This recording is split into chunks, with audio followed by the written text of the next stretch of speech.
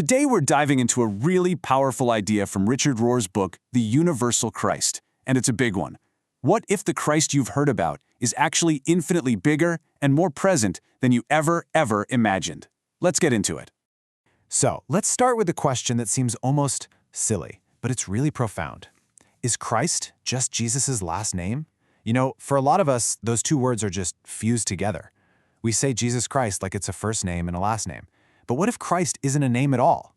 What if it's a title describing a reality that existed long before Jesus of Nazareth was even born, a reality that is present in everything, everywhere, right now?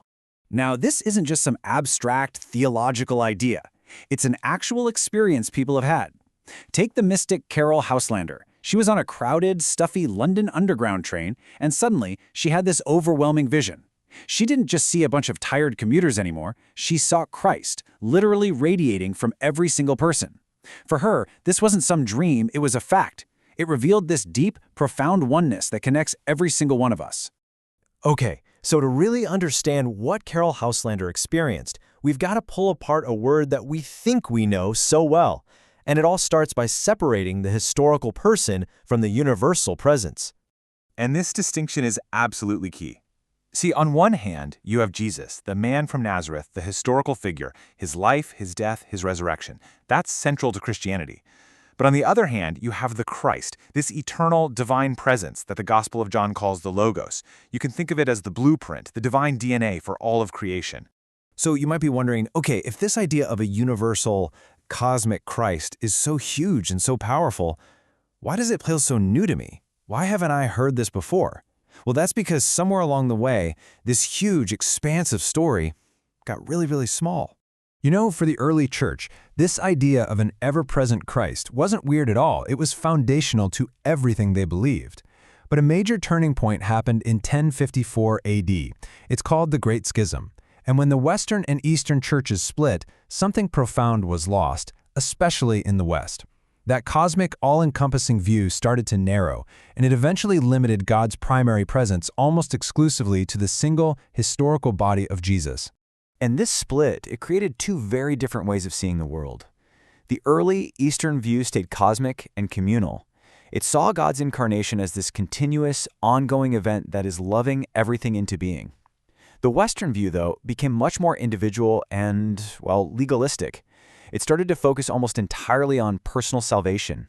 The story became less about a universal connection and more about a kind of individual transaction to get into heaven. So, it's time to reclaim that bigger story. What if Christ is, like Richard Rohr suggests, just another name for the transcendent, sacred reality that's hidden inside of everything? And this right here is the crucial point. It's a simple idea, but it changes everything. Instead of a distant God who's up there somewhere, judging from afar, this view suggests a God who loves creation by uniting with it, by literally becoming it. I mean, that is the very heart of what incarnation means. This brings us to this amazing idea of the First Incarnation. Before God's presence was perfectly revealed in the person of Jesus, it was first poured into the entire physical universe at the moment of creation, 13.7 billion years ago. So Jesus didn't bring God into a godless world. No, Jesus emerged from an already Christ-soaked world. He came to make that hidden divine presence visible and personal for all of us. A really simple way to think about it is in three phases, or three acts. First, the incarnation in all of creation itself, the Big Bang. Second, the perfect personal incarnation in Jesus, who shows us exactly what it looks like when humanity and divinity are fully one. And third, the ongoing incarnation in all of us, right now, the community that continues to make this divine presence visible in the world today. Genuinely understanding this changes everything.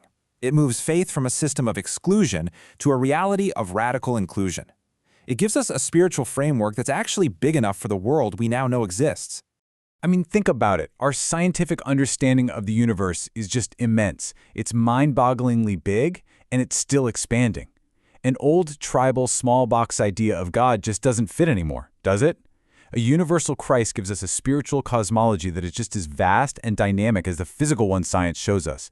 And just so we're clear, this isn't some New Age idea someone just cooked up. This is ancient wisdom being rediscovered. Saint Athanasius, one of the early church fathers, wrote this way back in the 4th century. The idea has always been there. The specific person of Jesus was meant to reveal the universal Christ, who is present everywhere in everything.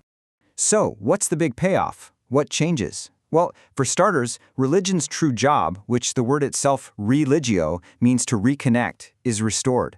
The physical world, nature, science, it's not some profane backdrop. It's the main stage for encountering the divine. That false wall we build between sacred and secular just comes tumbling down. And maybe most importantly, it creates a real foundation for a faith where no one is an outsider, because Christ is already in everything and everyone. Okay, this is a beautiful, beautiful idea, but how do we actually experience it? How do we go from just knowing the theory to actually seeing the world this way? Well, the key is an ancient practice called contemplation. Rohr has a great way of describing contemplation. He calls it the second gaze. The first gaze is just our normal, everyday way of seeing things. We see a tree and we think, I need that for shade, or that's lumber. The second gaze, though, that's when we see the tree in its essence, in its being. We see its connection to the whole ecosystem. We see the divine light that's in it.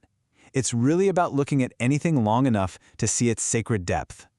So here's a super simple exercise from the medieval classic, The Cloud of Unknowing, that you can try. First, just accept God's presence at face value without arguing with it. Second, stop analyzing. Just for a moment, let go of the need to label yourself or God or anything else.